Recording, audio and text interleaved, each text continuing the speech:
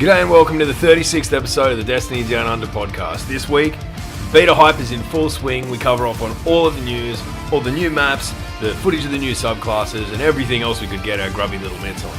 It's a hell of an episode. I hope you're as excited as we are. Cheers.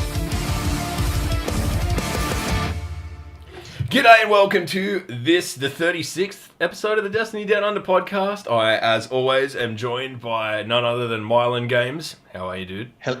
Good, how are you? I am wonderful. And none other than the real-time sloth below me. How are you, sir? Yeah, going alright. Now, two things that we're going to start this off. I just came onto Twitch to see the most ridiculous fucking thing I've ever seen in my life.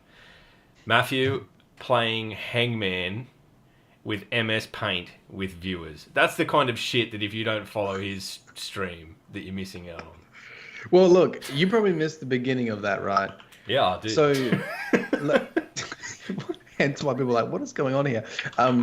So last night, I went to upload the YouTube video, and it was going to take a couple hours to upload. And that's sort of like back to my like regular days where I didn't have NBN and my internet was super slow. I was like, what is going on? Yep. And I tried a couple different things. I was like, what is happening to the internet? And I just thought, whatever, I'm just going to leave it. Let it upload overnight, and I'll sort it out in the morning. But when I was streaming today, my internet was fluctuating crazy between, like the bit rate was weird. It was going between like 2,000 and 1,000, just peaking and troughing like constantly. And so hence we just did a whole bunch of different stuff on the stream today that didn't involve playing Destiny. I read some of the audiobook, and then we did a lore quiz with Hangman. Well, I'll tell you what, man, you know how to persevere if nothing else.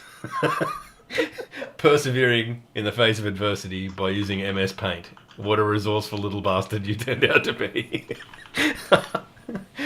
Oh, all right. Well, the other thing, we've created a Discord. Sloth and I, literally 5 minutes before we started this stream, have now created a Discord.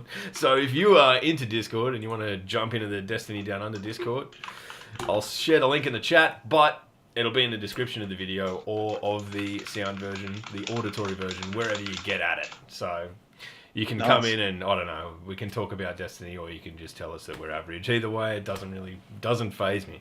But what a news week again. I mean, we're getting pumped with news every week. These IGN Firsts come out with some pretty juicy shit every day. We were literally like... Juicy shit. Juicy. Every day I wake up, because they don't come out at a reasonable time for an Australian, I wake up and pretend that I need to go to the toilet straight away and just sit in there and watch Destiny content instead of having to be an adult. So that's what I do. The only safe place for a man. Yes, the only place I get left alone, because I've got 2 kids now, and holy shit, it's the rest of my life is like just a wind blowing through a garbage tip. There's just shit everywhere. Hey, you know what? This is a fun fact. Fun fact, righto. Before it was Vault of Glass, yeah, one of the potential names was Glass Throne. And they were like, we can't call it the Glass Throne, man. That's like sitting on the toilet. Porcelain throne, anyway. Yeah, we can't call it the Glass Throne. People don't think it's a toilet. I would accept it. But I mean, so we've got a shitload of stuff to talk about. So it's always good to have a good juicy news cycle. We don't have a guest this week. We're sort of hedging our bets. You know, we want to be able to give people the time they deserve to sort of have. If we just brush them aside with news, I feel kind of bad about it. So we'll do that probably. And I'll put the run sheet together in no particular order except my order of importance. Starting with the Sentinel reveal. Holy shit. Are you excited?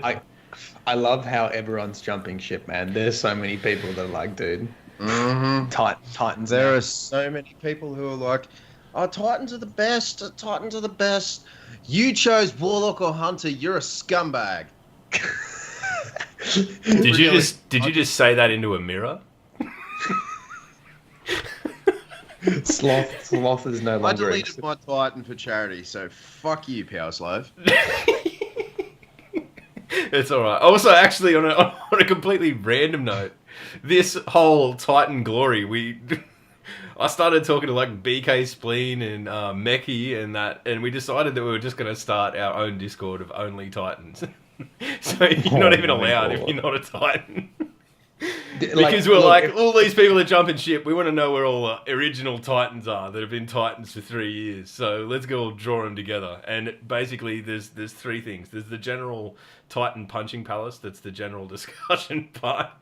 The punching warlocks, kicking hunters, and then melee appreciation. They're the only things that we talk about. So if you want a link to that, tweet me or something. I'll I mean, the hook you thing up. is, if people thought that the master race wars were tough, or master class wars, sorry, were difficult, like now it's going to go into overdrive with Sentinel Titans. Yeah. I honestly, I think everyone's jumping ship because, like, the way Destiny has always been is that there is a class that will appear to be the best, and it is not the best. You know what I mean? Like, there's the class, every time there's been an update or whatever, like hammers. Hammers were ridiculous, and then they just pizzled out with a nerf, so I don't know. We got that. But that whole... just the versatility of it, for me, is sort of the thing I'm most excited about. Being able to have... I think so. You've still got the bubble, versatility. but you've got an offensive sort of attack to go with it. I mean, I don't think the bubble is going to be quite as durable by the sound of it. It can be destroyed by damage. Well, And, yeah, you can destroy it with normal firearms, apparently, the bubble. So, obviously. But also remember that if you've got the bubble, you've still got your standard, like, Titan class barriers, too. So technically, like, if you really want to hold a point, bubble, wait for that to break, barrier... Like this, and the barrier is quite durable, so yeah, they look hard to kill. Yeah, I think you can combine some, and I think that's probably what they want to go for. They want a little bit more strategic sort of immersion of these different class abilities and super abilities, which I think. Just imagine like bubble, Titan shield wall, empowering rift with a, yeah. And then hunters just do your own, and then hunters just do a ballet dance, flicking off to the side. I mean, it's perfect, but at the same time, come on, hunters, you got to no. I'm not going to help anyone out. I'm not concerning myself with the plight of my teammates. I just want benefits for myself. Like where both Titans and Warlocks have a support class. Don't you think it's a bit strange that I know hunters that's a very hunter thing, but yeah. But to have that, it's be weird. The like thing. The other ones merge so well for when you start thinking about the raids and stuff. Like the hunters are a little bit left of center when it comes to their class ability. Yeah, I'm not quite sure. I think they'll be left sort of. It'll make it harder to justify being a hunter in endgame activity when you can offer nothing to your team. There has to be a trade-off somewhere. Like that's even Destiny now. That's a true point. Like, okay, so if you're building a team, yeah, hunters are only class that's not adding. There's no value add. They lose that value. This guy can do this for me. Hunters are for people who don't know how to floof and don't know how to Titan jump. That is the only reason why people will choose hunters now. Because they we've got the bones of AO, we need to jump. I can see Keg in his house right now, just slowly reverting into the fetal position. My friends don't like me. I mean, all this time. Is, just lucky there's no dislike button on Twitch, right? Yeah, but it goes on YouTube. But wait for the YouTube comment. It's all in good fun. Please direct it towards Sloth. No, just jump on and just tweet at me how horrible I am and how wrong I am about hunters. That's fine. No, but I mean, there's a serious point there as well, right? Yeah. Like, let's say, they're saying the raids are going to be completely new experience and potentially they're going to be tough, right? If you have to pick between having a hunter on your team spinning off down the staircase, getting bullets for themselves, or you can pick between a Titan that's always going to have a barrier. Always, regardless of their class setup, they will have a barrier to protect you and your team, which, when you duck behind, you reload anyway. Yeah, exactly. Exactly. It's by game design. Maybe there's something we don't know about, and hunters are going to become like an all-out DPS, because that's the only way I can justify it is that they're the absolute damage dealer in that they've got no They gotta support of be. anyone else. They've got to be. Yeah, that makes sense. So, I mean, there may be more to come, but at the moment, and I'm not saying that it's the Hunters' fault, I'm just saying that it seems like they've been dudded because no one's going to want to roll with them. Yeah, you know what? I think that's what we're more saying. I know Yeah. we're doing the Australian thing and just cracking on and giving shit to Hunters, but I actually think the bigger picture here is, do Hunters feel gypped? Do they feel like they've been left out from having an ability that contributes to the team? And I know that's with, that's like with honestly, like no, like in the most polite way possible. Hunters and the devs and Bungie and people at Bungie have said this, that hunters are lone wolves who live for the perfect shot. It's in the title of the Golden Gun. I know. class. I So, know that. Excuse I've got a lore me. channel. Excuse me for not thinking like, unless you're using your tether. If you're not using your tether, get out. You're about as useful as. They don't even have a tether anymore, man. Yeah. And like literally, if you don't have a tether, get out. You're as useful as an ashtray on a motorbike. Get a gun, get a real class, like Titan, or to a lesser extent Warlock, and contribute. If you're a lone gun, go out and do the raid by yourself. You're a hunter. You basically live on the fringes and you go out and jerk your own gherkin because, like, all you want to do is just play with yourself. So excuse me. Oh, a round of applause. Sloth is slow triggered. Interesting fact about Sloth. Sloth only has one side of his bed that he's able to get out of, and it is the wrong side every fucking time. So beyond that, and just completely destroying the entire, like a third of Destiny's player base. Yeah, because it is pretty even, to be honest. It is like a third. Yeah, well, I don't know. Who knows? Who knows where it's going to end up? But honestly, I hope, Hunters, that there is something for you that you can give back, because giving back is good, isn't it? Me and Log, we appreciate the struggles for Hunter. We hope you don't have to be the lone wolf. I personally don't care. Guys, I'm trying to save this podcast from the destruction of... Yeah, but the other two subclasses, that's the thing. We marginalise one and the other two are like, yeah, fucking Hunters. Alright, so there was also heaps of PvP gameplay that came out through the week. And someone who looked like they could actually play PvP as well. Yeah, it was nice to see someone actually in the hands of like some serious players. I don't know who it was. I'd like to know. But so what did we see? We saw Striker. Now I've taken a few little notes on what I've seen, but it doesn't seem like the general in-play shoulder charge is a one-hit kill anymore. It seems now that it's like a, I don't know, I mean, it's like a punch, a normal punch. It'll just take the shields off. I'm not sure. But we knew that was coming already, right? Yeah, I mean, I guess now that it's part of the super, I kind of suspected that would be the way that it would go, but Yeah, but I'm pretty sure they already confirmed that wasn't going to be. They just said there's not going to be any one shots. So everyone sort of said the one shots are reserved for your heavies, and that's about it. I'm still sad about it. I'm still sad about it. Well, I mean, there's not going to be any sticky one shots. There's not going to be any. I'm happy shoulder with that. charge. Fuck, I mean, anyone who's played Trials over the last 2 months will be so happy with that. What else do we have? The Dawnblade. We got to see a bit more of that super in action. In that, the projectiles that it shoots really do hone in kind of toward whoever they, like it's up in the air and they kind of like bend in. I don't know whether there's some auto aim mechanic or it's just that the guy made it look real like that because he's really good at it. They definitely have a little bit of tracking to them because guess what? The Voidwalker has tracking too. Oh, it wasn't. Yeah, I actually missed that on the notes, but because it was so early in the week and I've tried to repress the memory of it. But can we talk about that now? The new Nova Bomb, the fucking ultra huge Nova Bomb. What's wrong with the new Nova Bomb? It's fucking huge, and it's got seekers in it.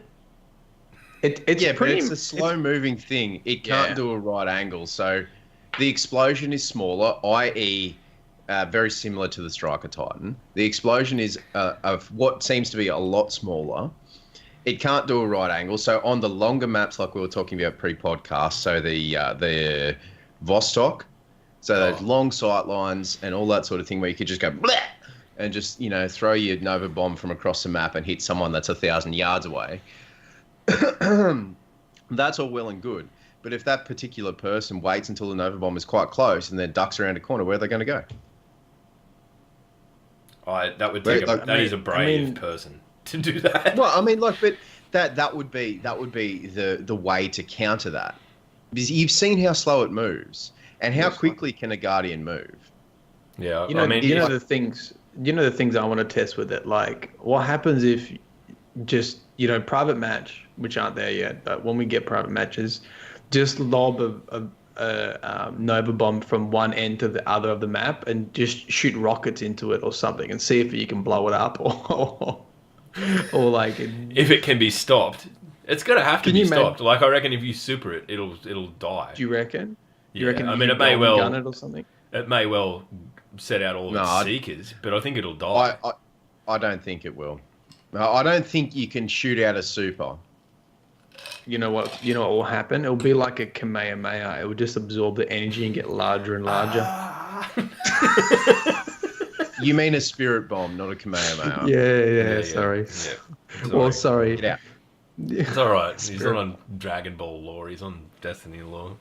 Just let him go. Go. He's not hurting anyone. Let him go. Yeah, just don't encourage him. Don't stir him up. So what else did we see? We saw that now you leave pretty little coloured footprints on the ground when you're in a roaming super. Yeah, you did. Yeah, there's so they're like colour coordinated to whatever subclass. Like, it's if you're a striker, they're like the light blue or light purple or whatever. And you leave little footprints so people know where you've been, like Santa's reindeers on Christmas Eve or something like that. And you can, except that you can just be absolutely horrified and run in the opposite direction instead of showing your children. Yeah, if Santa's reindeers would kill you. Exactly like Santa's reindeers. Yeah, well, you wouldn't be showing your children, but still. So, I don't know. I mean, I thought it kind of seems a bit silly in that,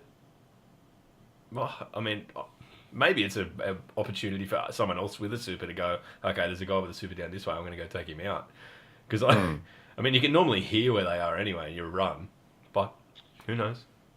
There's a lot more information in PvP now. You have a lot more information from the UI with people having supers ready, what classes they are. You've got the footprints. What do you guys think of the new UI with the little bar up the top showing everyone's everything? I think that's fine. Honestly, as long as it's not in every game mode. So that seems to be just in that bomb. I can't remember. I can never remember the name of it. It's in both. It's in both, is it? Well, there you go. Well, I mean, it leaves nothing to chance. If you see, like, if it's a Titan, then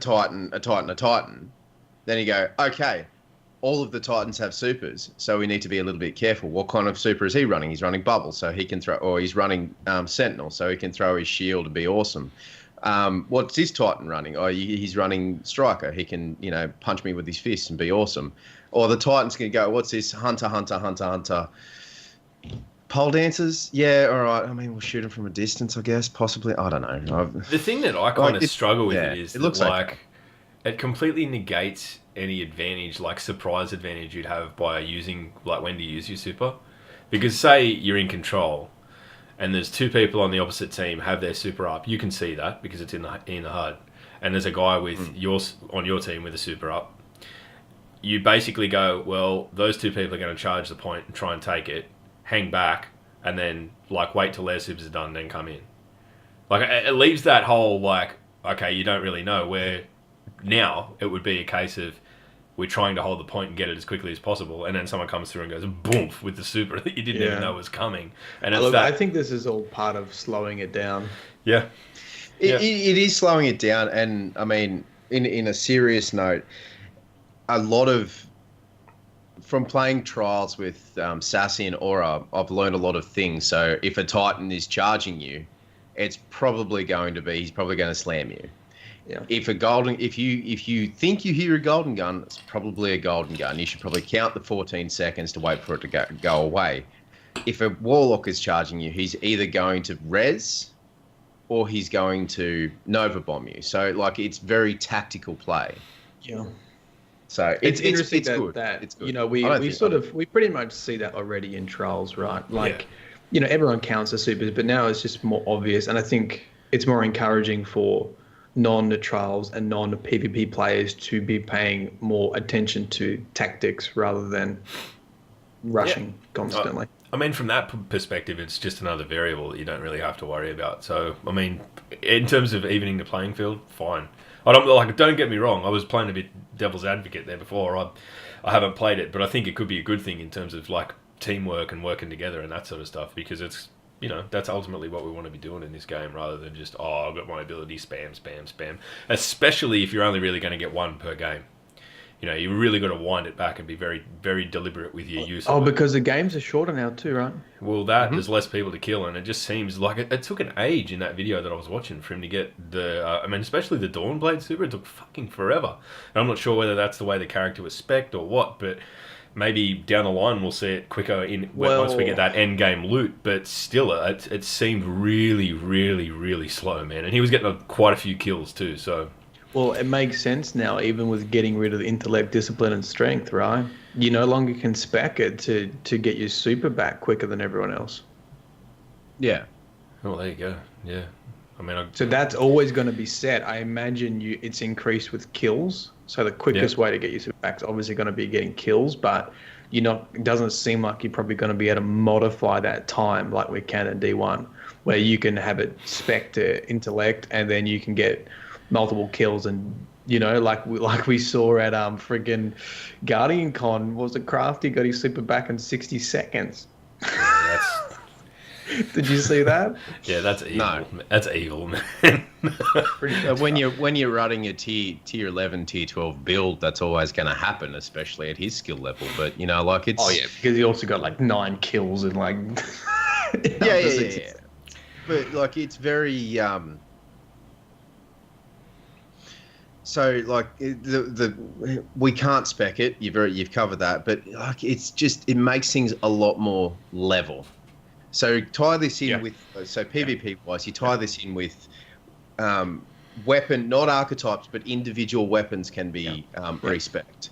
You cannot respec your super. So it all comes down to weapons and your skill.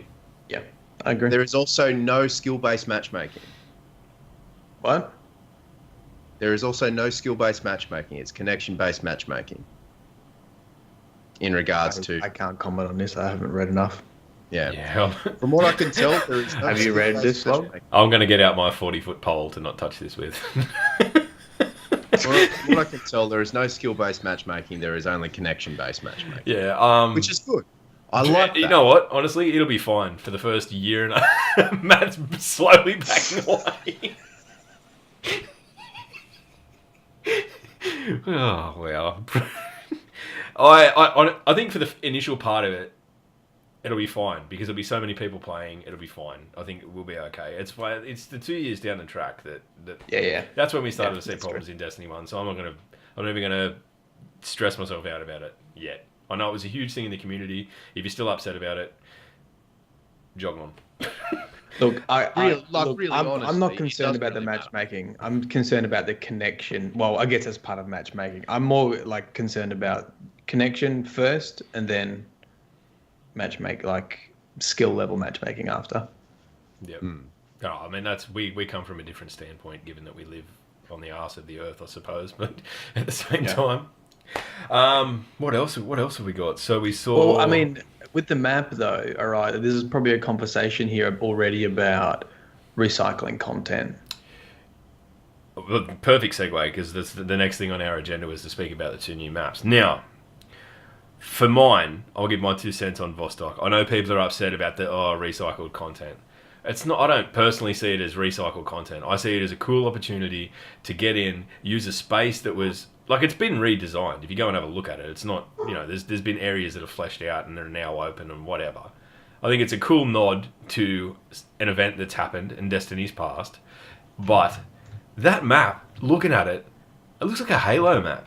Like I said this to Sloth earlier. I'm like, beyond the other. I mean, what was the other one called? Endless Veil. Of the two, I know which one I'm more excited about, and I don't give a shit whether it looks recycled or not. I'm stoked. It looks really up my alley, so to speak. So, I mean, I don't think, to be honest, I don't think criticism is probably coming from Destiny players, to be honest, because we know that I think the outside criticism can come from the skeptics at the moment, and I think the best argument that I've seen was by another Aussie, Skill Up. Yep. Who made the comment like, was this the best marketing decision to show this map? You know, like, we're going into D2, there's already like the people on the fringes that didn't finish Destiny 1 or gave up on Destiny 1 and are already saying, you know, this is Destiny 1.5 and this is, you know, this is not really a proper sequel, blah, blah, blah. Like, was that the best decision? Like, I don't have an issue with it. A lot of people, like, when we haven't played this as a PvP map, it looks like a balanced map, whatever. Like, it suits the theme. Is it recycled content, though? It uses the same locale, sure. Yeah. No, I don't think it is either, but on the surface, the hypercritical people can try to say that, I guess. Oh, stuff the hypercritical people. The people who are going to play Destiny, Like, all jokes aside, like, at the end of the day, you've got a choice. Play Destiny or don't. No. Like, okay, so they're trying to convince people, right, that gave up on Destiny 1 that this is worth their time. Okay, for those who are sitting on the border, this could have been a nail in the coffin going, you know what, I'm not going to pre-order now, or I'm not going to get this. What? I know you don't they're care, trying, but they're I'm trying talking to. about No. the But business what side I'm of saying Bungie. is that they're trying to appeal to the wrong people. The people who are still playing Destiny, or the people who still talk about Destiny, then maybe the people in the chat or on YouTube or wherever you listen to this podcast, or our three channels. You obviously, like, if you're hanging around there, you obviously still care about Destiny in some way or another. Otherwise, you wouldn't be there. No one goes to a Twitch channel or a YouTube channel to watch, or listen to Matt, watch Log and I do our thing, without at least somewhat, even at a subconscious level, enjoying the game. So at the end of the day, Bungie, don't worry about what other people say. Do what you do. Haven't. They clearly haven't. And I think there's two sides to this. There's two clear sides to this. I can see what Skill Up's saying, in that, like, the pessimistic shits of the outside world that want to find something negative to say will say, oh, it's recycled content because it's a map it's a location that they already had and it looks a bit the same, and it's going to be like the story, it's going to be rehashed, whatever. Fair enough. If that's your go for your life. For the rest of us, I think most people will be like I am. I went, oh shit, that's the Iron Temple. Like, cool. Like, it was more of a good thing than a bad thing. I didn't see it as recycled content because I'd never played PvP there. And I'm like, oh, you know, it's a different, you know, like, I like having that tie to Destiny, where Destiny's from. You know what? It's been overrun. Clearly, it's been absolutely attacked and destroyed, and they've reclaimed it as a Crucible arena. Fine. You know, like, it's no different to Bannerfall. Like, no one complained about Bannerfall when that map came out and was like, oh, it's like fighting in the tower. Cool. Like... You know what? I think that's a good counter argument. Look, I'm just being devil's advocate here to those people, because we want to keep growing the community. We want people to love and enjoy the game as much as we did Destiny 1. Like, you know, that's all I'm saying. And there's likely people on the fence on a surface level that this may have put them off. Yeah, in terms of a business decision, drawing in more players that were on the fence and probably a little bit cynical, I'll agree. It's probably not the best move, but I think for the players who are already there, it probably piques their interest a little. So But 6 of one, half a dozen of the other. From a business standpoint, like, I'll get to what I was going to say beforehand in a sec, but from a business standpoint, you change the universe too much or introduce too much different shit, it'll drive the player base that are there, like us three, right now. It'll drive us away from the game. You've only got to look at what happened when they said that the Exo Stranger story was not particularly going to be touched upon again. And I mean, that is like saying to someone, I agree. we know that you care about this, but it's gone now. and it fucking that pisses people off more than it will piss off the people on the fringe. I get it. Totally get it. Yeah. Look, I think we've covered see- both sides of those stories. I think you guys did a good counter argument there. And you know what? Dan Hara in the chat has come up with a very valid point. Yes. If you want a game that is the same game every year, FIFA, Call of Duty, Battle. My point is driven home. And like, oh, I'm going to blow smoke up my own ass because I'm correct, and you people watching it know bloody well. Righto. Also, Endless Vale was a map too, and it looks very nice. It has red grass. Red grass seems to be aesthetically pleasing to everyone. And other than that, it looks like a good, fun place to shoot people. I'm a bit behind on that. I actually haven't seen that yet. It's on I'm a bit Nessus. behind. You should watch that. It is very, very pretty. And So it's got that red grass, because I saw the red grass in the inverted strike. Yeah. It kind of reminds me of like the pre-alpha video of No Man's Sky, but just better in every single way. Oh god. Oh yeah, I can imagine that from what I've seen of Nessus. But it looks amazing, and I wasn't really paying attention to the map. I was paying attention to the background. I was just thinking to myself, Jazzy's going to love this. Jazzy's going to love this. Jazzy's going to love this. Oh, the skybox. Yeah, I mean, if nothing else, they make very pretty spaces. But if you haven't watched those videos where it's basically a tour of the Crucible arenas, it's got Dustin Ligarian. I can't remember the Bungie dude who does the like sort of ride along with him.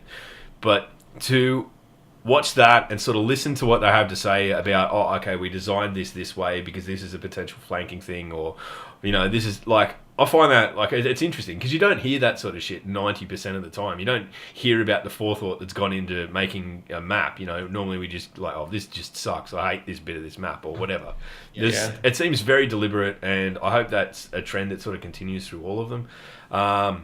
But the other thing too is like, I don't know if we spoke about this just quickly as a PvP thing, that we automatically have the A and C flags captured and we all just have to charge for B. Yeah. Are you excited about just charging for B? I am. I think it's going to be... I just like the idea of just everyone... Yeah! At the start. Fix bayonets. I don't know. It's good. Yeah, I'm not too sure. I mean, it's sort of... I guess... There's going to be a lot of grenades thrown. Yeah.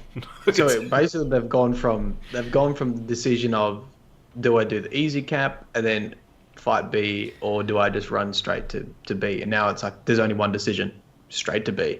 Yeah. It forces a 4v4 engagement at the very beginning of the match, and if you can win that B flag and work as a team in a 4 and keep picking off the other players, you're going to win games. Mm-hmm. Exactly. I think so. It brings a new, I guess the word is perspective to the PvP arena. All these new map designs, this new map gameplay, it brings a new perspective to it, and it is very, I guess the term would be fresh and welcomed. Yeah, at least at this. I'm really excited, man. Like I'm fired up for the beta. That being said, you know that PvP gameplay that felt very fast, and maybe it was that guy playing, but that felt very similar to Destiny 1. I don't know, just watching it, like seeing all the previous maps and previous gameplay, everyone's like, oh, it's much slower, much more tactical, but that guy was wrecking face. Well, I mean, did you guys think that? Well, I mean, like, it all comes down to the skill level and how well they know the map, and you know, like how tactical they are. Like, a friend of mine, Cog, and I played Rainbow Six Siege. That's supposed to be played very, very slowly, very, very tactically, very, very methodical. But some people just run in and team wipe the other team with a shotgun and just run through the entire map, going bang, bang, bang, bang. Like, it depends on skill level and all. Different strokes for different blokes. There's a dick joke in there somewhere, but I'm not touching perfectly summarized. I don't know. I mean, I did notice that, man. I did pick up on that, but at the same time, I think that the videos were edited too. They were, you know, those bits that were like subtly, but you don't see the player die in them, do you? Yeah. So I think there's probably a little bit more to it than meets the eye. There's going to be instances where it's a bit more, okay, we need to control this point. We're waiting for an engagement rather than just what Destiny can be at the moment, running around like a chook with its head cut off, just trying to super someone or whatever else. What else have we got on our list? The IGN story direction piece. Now, I mean, I imagine this is something that Matt's probably pretty invested in, given that I don't know. I mean, since that Mark Noseworthy and Luke Smith sort of where they were talking about it, I feel so much better about it, and this kind of reaffirms it as well. Where basically they're saying, I'm going to paraphrase incredibly heavily here, but they're saying that Destiny 1 was set up to sort of be the foundation of the universe, of the Destiny universe, to ask a lot of questions, deliver no answers, or very few answers, but to set a platform in which future games can, like the stories run through that universe, and, like it kind of, I don't know. But then they go get rid of major lore characters like the Exo Stranger, and everyone starts yelling at Mark Noseworthy. No, look, I think they've been much more selective with their words with referring to the story of Destiny 1 now. And there's a lot of marketing spin on that. But at the same time, it's also true. Like, I don't believe the initial intentions was to set up a foundational universe for Destiny, ask lots of questions, and give no answers. I think that's what happened, and I think it's fine for that to have happened, but I don't think that was the initial intention. I'm sure the initial intention was just to make a game that was successful. That had a good story. Had a story. Yeah. But what they're saying is also not true, right? Like, yeah, there's some fantastic foundation now in the Destiny universe. They have all the chess pieces ready. We're ready to play the game. Okay. All right. I'll pay it. Yeah. I was happy with it. At any rate, they seem. Did you expect me to say more? I don't know. Look, I thought you were going to launch. I'm so used to Sloth like coming in with you know what I think, and then like being here for 5 minutes just tirade. Yeah, like I'm not saying there's anything wrong with that, Matt. It was nice and succinct. It was very, very well put. Yeah, we just got to wait now. Yeah. Having said that, I thought it was funny at the end where they were basically saying we want to read a Reddit post where we're being criticised for having too much story. Like, come the fuck on. There's no such thing as too much story. I know it was in jest. I know they were kidding, but seriously. Yeah. I'm going to write that Reddit post. Oh man, I've been playing this for an hour and I'm not in endgame content yet. Too much story. You know what? That would really make a good Destiny lore Reddit post. Too much story, just as a bit of a spoof. Yeah, you can do it, Matt. I think I'm banned from Reddit anyways. Well, I may. You know what? Game the troll. I've actually got more confidence already because I went back and watched the Inverted Spire mission, and I made a video basically based on failsafe and some of the things you see in that mission. And there's also little hidden bits and pieces that people haven't spoken about. But do you know what? It's weird that's the same issue that we had in Destiny 1. Like, people just ran through strike missions without paying attention to okay, let me quiz you guys right now, right? Have you seen the Inverted Spy mission? I've watched it. I watched the Jez play the Inverted Spy mission.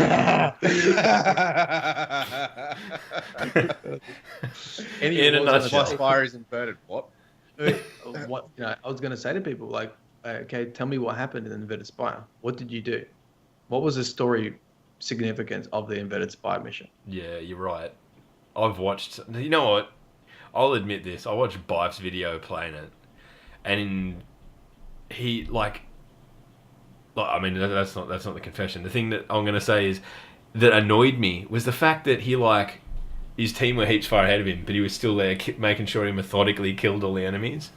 I'm just like, fuck, dude. Fuck. No, that team. No, he's not in the wrong, right? If I was at that gameplay, this is the issue with that gameplay reveal. Yeah. You have YouTube. I don't know if YouTubers were paired up with YouTubers or if it was just a free for all. Yeah. But some people were trying to blitz it, and some people wanted to look around the environment. And the thing is, when you get people blitzing it, everyone has to blitz it. Otherwise, you miss out on it. So I saw people recording this.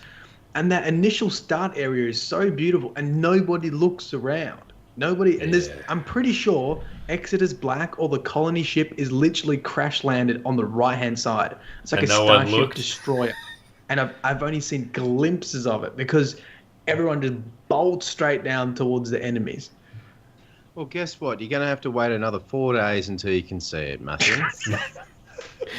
Matt's going to run the sightseeing tours of the inverted spire where he doesn't kill any enemies. He just walks around. And, Next Come tour. to my stream if you would just like to look at stuff. Okay, we're not Next gonna tour shoot. is We'll in do a April. stream where Sloth and I go marginally ahead of you and just kill everything, and you can just walk around and gaze at the beauty of everything without having to be No, bothered with he pesky does enemies. that on PlayStation. We're not PlayStation plebeians, mate. Yeah, I guess it is really every lore video you've ever made.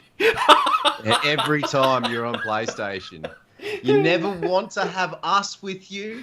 We could add like silly dances and stuff and like That's bow why, and stuff man. like that. If there's But two guess what? No, people- you go to your PlayStation If there's friends. two people he's never going to record with, it's me and you, because it'll be like 10 minutes of serious footage and then just bagging.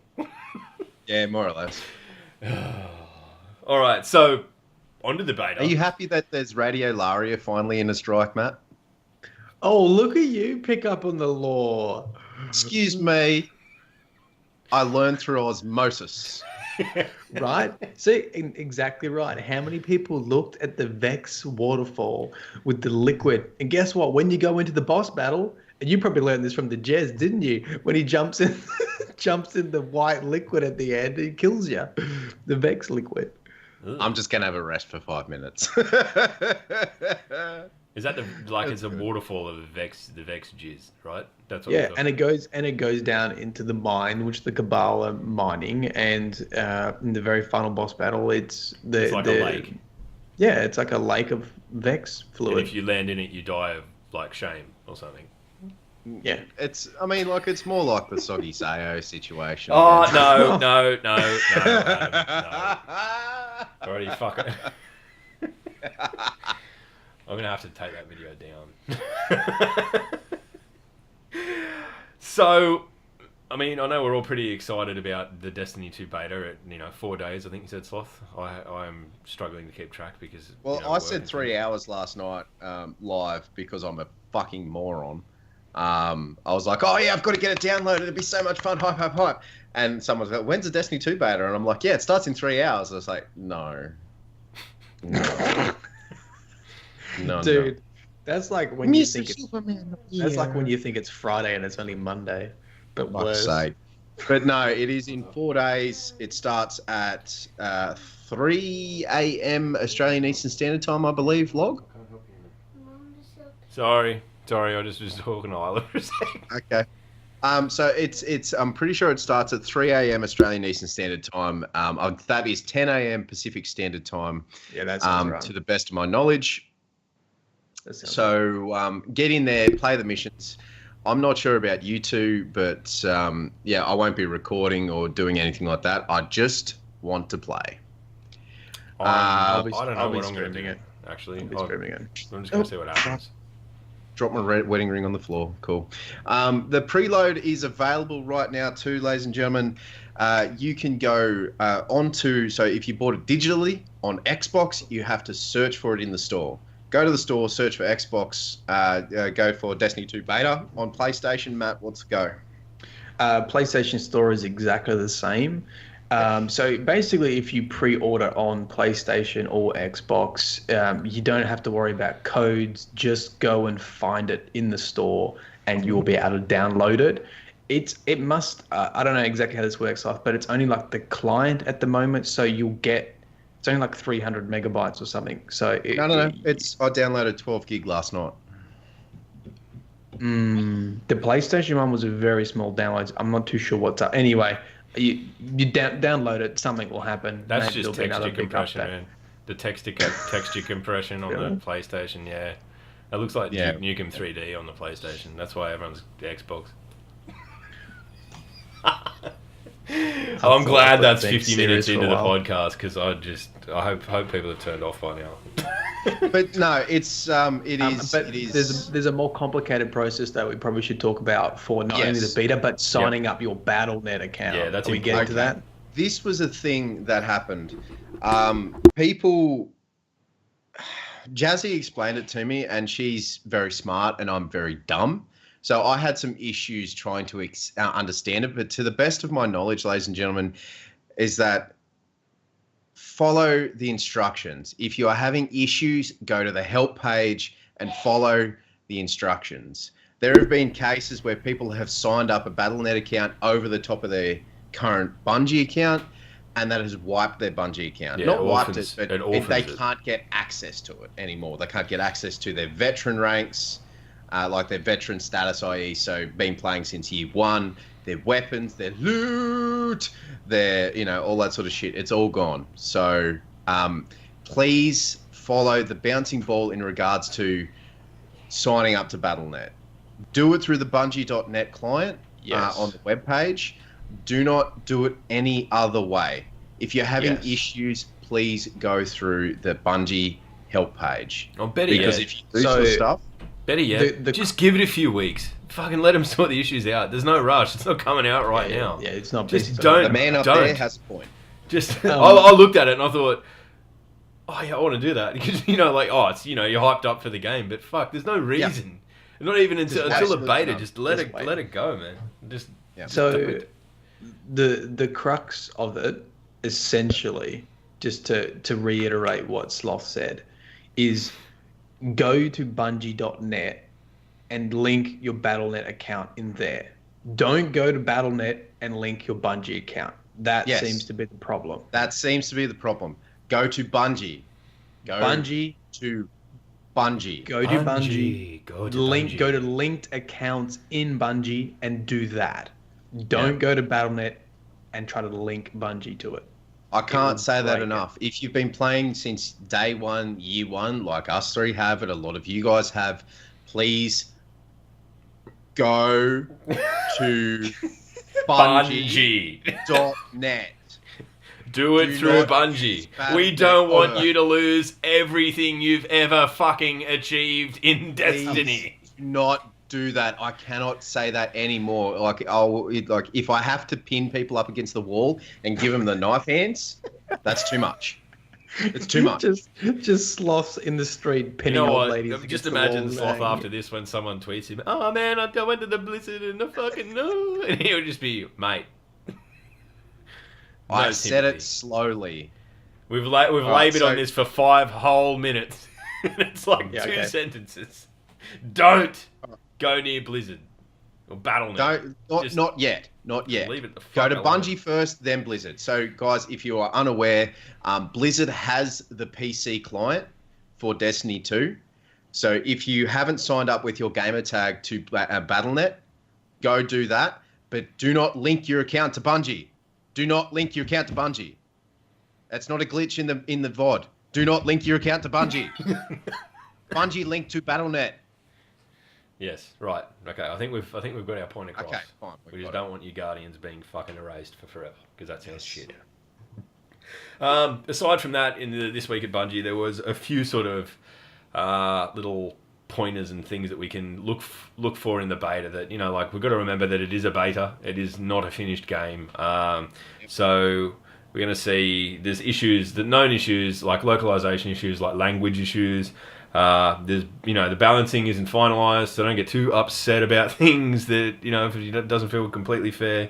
There are random kicks to orbit that are likely to happen, and so basically the way the Destiny is now. Yeah. Yeah. I mean, that's pretty much it.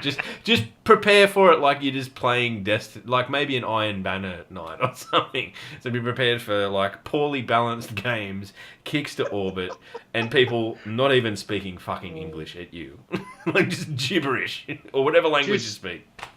Just be aware that, like you said, it is a beta. It's going to have issues, and I saw something on Twitter this morning. Relay those issues back to Bungie. Yeah, important. Guys, that is important. That is very, very important. Relay those issues back, those issues back to Bungie, please, guys. It doesn't have to be doesn't have to be anything bigger than a paragraph. if you find an issue, relay it back to Bungie so they can fix it, so the game can be in a better state at launch. Okay?